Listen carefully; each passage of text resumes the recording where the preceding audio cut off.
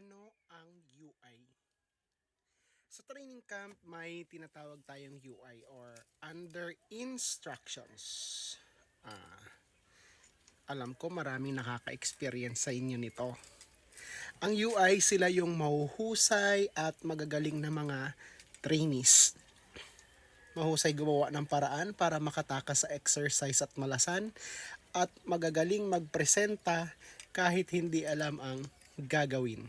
Sa sobrang husay nila gumawa ng paraan para makatakas sa mga exercises at mga malasan, nagtatanong pa lang kung sino ang pwedeng pumunta sa TAC o barracks para may-UI ay taas na ang dalawang kamay. Yung iba naman pagkagising pa lang naka-mindset na kaagad, mag-UI sila sa araw na ito. Magagaling sila at presentado kahit hindi nila alam ang gagawin.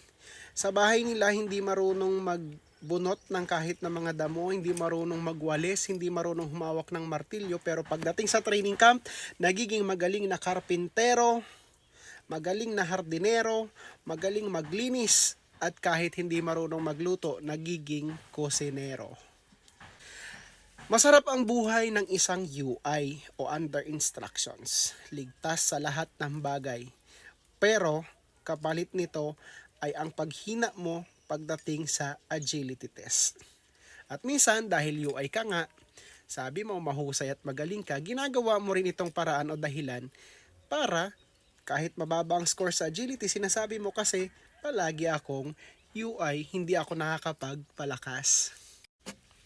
Kaya matik paglabas ng training camp, yung palaging UI dyan, gusto rin umiwas sa trabaho, gusto palaging UI din lang, kung saan palakad-lakad.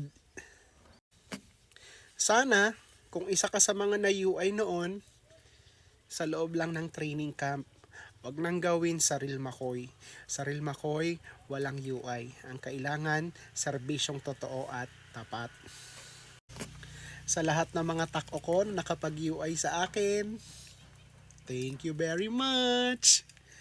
At sa inyo mga trainees na palaging UI, hoy, bawas-bawasan. Huwag kang kupal. Bro, kupal tot! Masakit pero may saysay. Tinutulungan ko kahit minsan mahirap tayo.